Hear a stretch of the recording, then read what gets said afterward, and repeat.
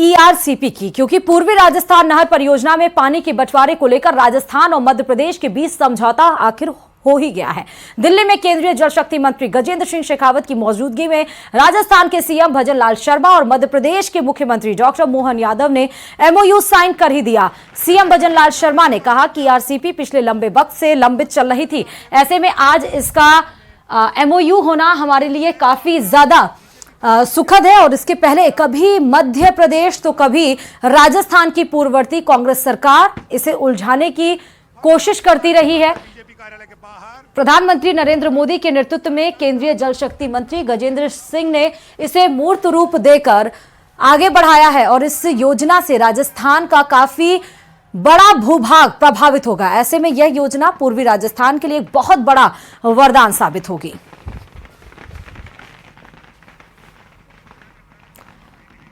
तो आपको बता दें कि 13 जिले, चाहे वो चंबल रिवर फ्रंट की बात करें हम मध्य प्रदेश के, या फिर 13 जिलों की जिसमें भरतपुर, कोटा, तमाम वो जिले आते हैं राजस्थान की जो सीधे प्रभावित, यानी कि 26 जिलों को इस एमओयू साइन होने के बाद सीधे इस योजना का जो परिणाम होगा वो मिलेगा। ये पेयजल और सिंचाई योजना जो इतने दिनों से अटकी हुई थी, चाहे वो कांग्रेस की सरकार हो, उसके पहले वसुंधरा राजे की सरकार में ये प्रोजेक्ट लॉन्च किया गया था।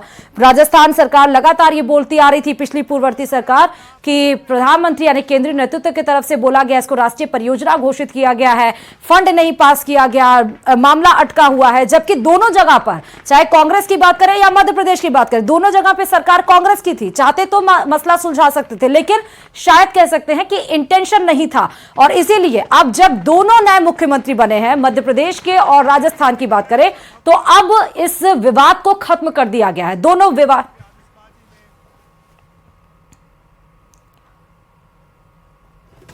इन 5 साल तक इस योजना को अटका के रखा।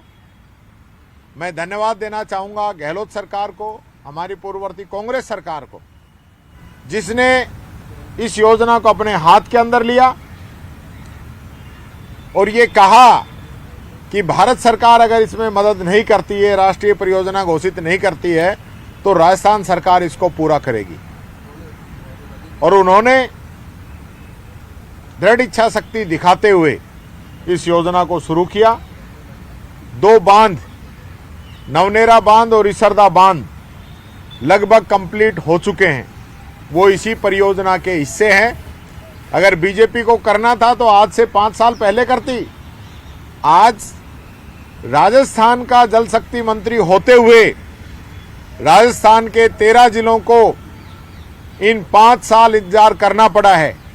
जनता इस 5 साल का जवाब मांगेगी इनसे कि आपने 5 साल की देरी क्यों की है। और दूसरा, अभी भी कोई टाइमलाइन इन्होंने जारी नहीं की है कि हम इस योजना को कब तक पूरा करेंगे। ये इसकी टाइमलाइन जारी करें और 25 सांसद यहाँ के और यहाँ का जल शक्ति मंत्री, इसके बावजूद 5 साल तक जनता को जो धोखा दिया है उसका जवाब भी जनता इनसे मांगेगी। आज तमाम विधायकों ने बिजली को लेकर कई सवाल लगाए हैं, बिजली तंत्र को लेकर, कई जगह आघोषित कटौती को लेकर, तो क्या सदन में विपक्ष का बिजली को लेकर रोल रहने वाला? देखिए, हमने बिजली पे चर्चा करने के लिए भी कहा है। बिजली की स्थिति लगातार जब से सरकार बनी है खराब होती जा रही है। किसान को रात को बिजली दी जा रही है, वो भी टुकड़ों में दी जा रही है। लगातार बीसीआर भरने का काम चल रहा है, लगातार ट्रिपिंग चल रही है। जो 24 घंटे सिंगल फेज मिलनी थी वो 4 घंटे भी नहीं मिल रही है। 3 फेज जो किसान को 6 घंटे मिलनी चाहिए वो 3 घंटे भी नहीं मिल रही है। अघोषित एक कटौती बिजली में लगातार चल रही है। और यही नहीं, बिजली विभाग के द्वारा पंचायतों के और पीएचडी विभाग के कनेक्शन काटे जा रहे हैं, जिससे मैं समझता हूं गाँव के अंदर पब्लिक भारी परेशान है, उनको दिक्कत आ रही है। इसमें भी सरकार को संज्ञान लेना चाहिए। बहुत बड़ी बड़ी बातें बिजली के लिए करने वाले लोग बिजली की जो स्थिति लगातार बिगड़ती जा रही है उस पर कोई बात नहीं कहना चाहते हैं। आज सदन में हमारे विधायकों ने, आज ही नहीं, जब से सत्र चला आप नेता प्रतिपक्ष टीकाराम जूली को सुन रहे थे। 11 बजे से विधानसभा सत्र की कार्रवाई शुरू होगी और उसके पहले ये मीडिया से मुखातिब हो रहे थे और ईआरसीपी को लेकर देखिए राजनीति छिड़ चुकी है। साफ तौर पर तंज कस दिया क्या कि ठीक है, ये तो सरकार, पूर्ववर्ती सरकार, हमारी कांग्रेस सरकार इसकी शुरुआत की थी। राष्ट्रीय परियोजना घोषित करने की पहल भी कांग्रेस ने की और कांग्रेस ने यह भी कहा कि अगर राष्ट्रीय परियोजना नहीं घोषित होगी तो हम करेंगे। अब ये सरकार डिक्लेयर करे कि किस डेट को शुरू की जाएगी या किस डेट तक इसका काम संपन्न हो जाएगा। और इस खबर पर हमारे साथ दीपक भरतपुर से जुड़े हुए हैं और आशीष दौसा से जुड़े हुए हैं। भरतपुर, दौसा, टोंक, ये ऐसे जिले हैं, 13 जिले जो सीधे प्रभावित होते हैं ईआरसीपी से। दीपक, भरतपुर की जनता ईआरसीपी के एमयू से साइन होते हुए कितनी ज्यादा खुश है? दूसरी बात, टीकाराम यानी कि राजनीति भी शुरू हो गई, अब वो दिनांक भी पूछा जा रहा है कि कब तक हो जाएगी कंप्लीट ईआरसीपी। दीपक,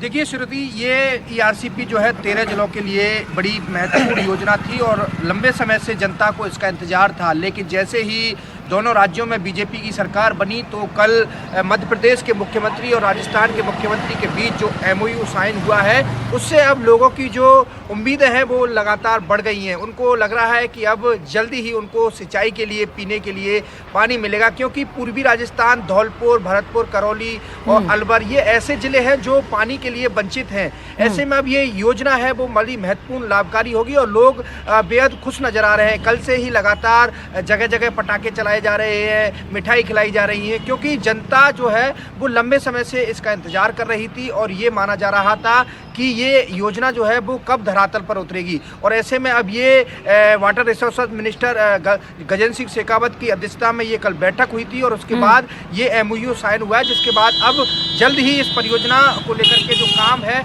वो शुरू होगा। हमारे साथ लोग मौजूद हैं, उनसे हम बात करेंगे कि किस तरह से ये योजना का लाभ मिलेगा और क्या वो सोचते हैं। ईआरसीपी को लेकर के लंबे समय से इंतजार था भरतपुर, धौलपुर के लोगों को। धन्यवाद देना चाहूँगा केंद्रीय मंत्री जी का, राजस्थान के मुख्यमंत्री जी का, मध्य प्रदेश के मुख्यमंत्री जी का, जो उन्होंने तीनों बैठकर जो हमारी लंबे अरसे से समस्या बनी आ रही थी उसको पूरा किया।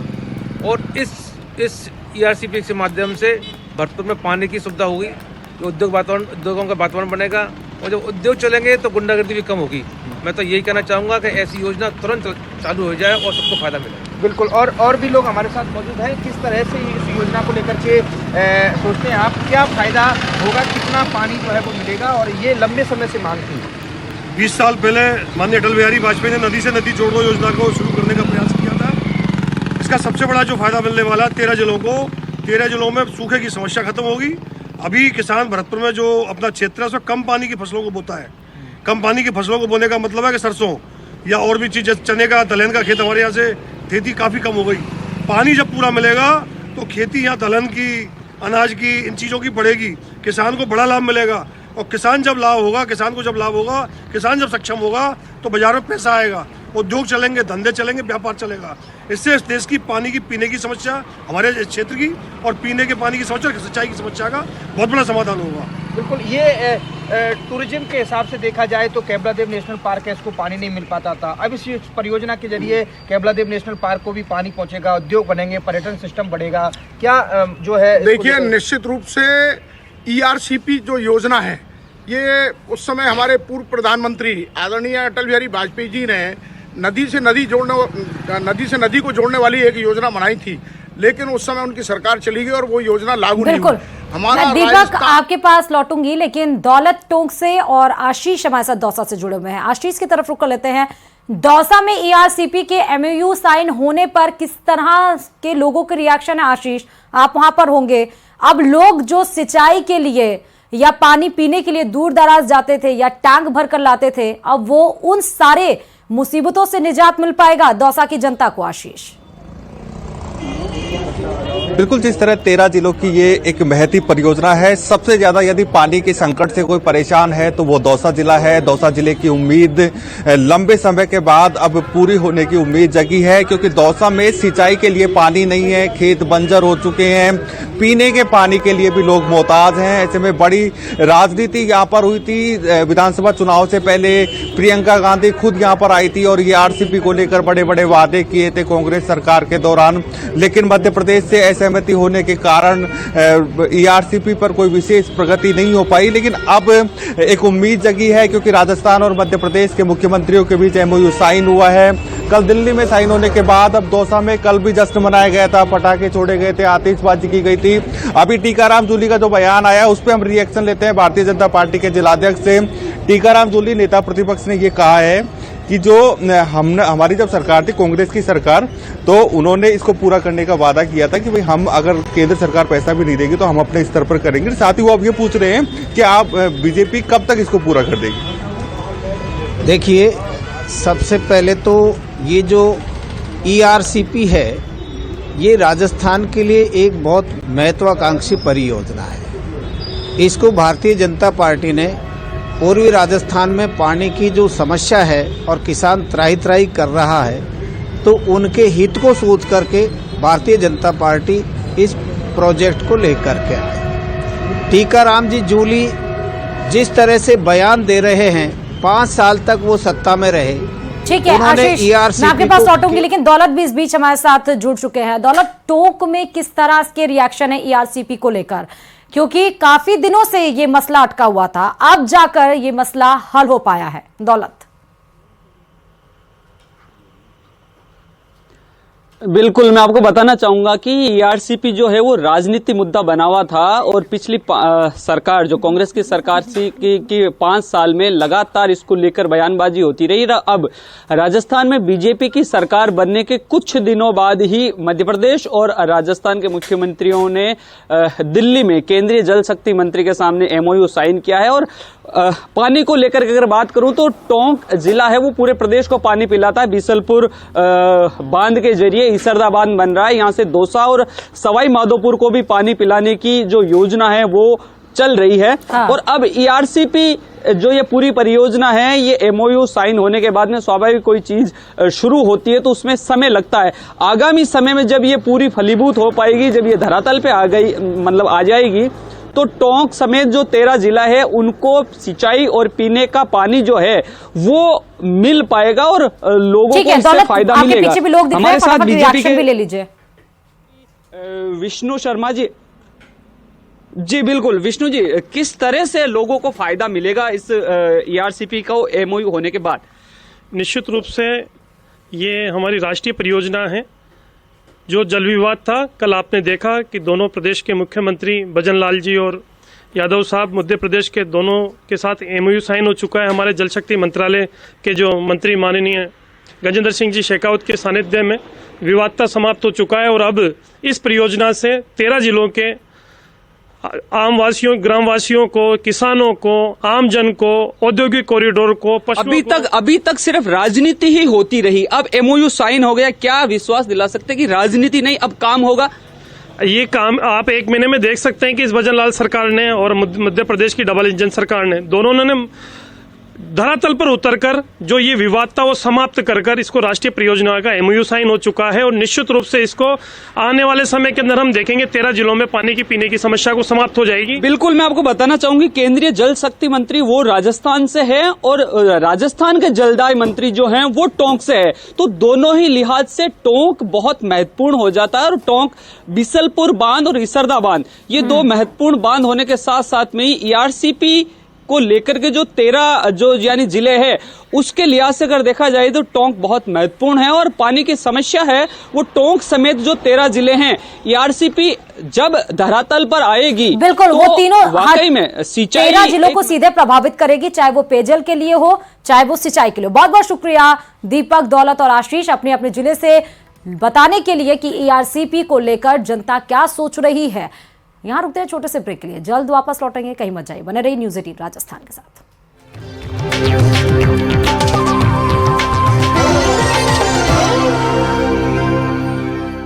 शुरू करो। शामिल शाम 4:30 बजे दिल्ली के करियप्पा परेड ग्राउंड में होगा समारोह।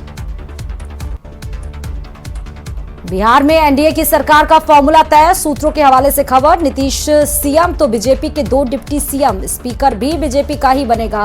कल दोपहर बाद नीतीश कुमार ले सकते हैं शपथ। बिहार कांग्रेस में हो सकती है टूट। सूत्रों के हवाले से बड़ी खबर। बीजेपी और जेडीयू के संपर्क में है कांग्रेस के कई विधायक। नेटवर्क से बाहर है 13 कांग्रेस विधायकों के मोबाइल फोन। कांग्रेस ने अपने सभी विधायकों को पूर्णिया बुलाया। लोकसभा चुनाव और बिहार को लेकर बीजेपी में हलचल तेज। बीजेपी राष्ट्रीय अध्यक्ष जेपी नड्डा, गृह मंत्री अमित शाह के आवास पर पहुंचे। लोक जनशक्ति पार्टी के अध्यक्ष चिराग पासवान भी मौके पर मौजूद। भारत और सऊदी अरब के बीच ज्वाइंट मिलिट्री एक्सरसाइज 29 जनवरी से होगी शुरू। सदा तंसीक नाम की एक्सरसाइज में दोनों देश राजस्थान में 10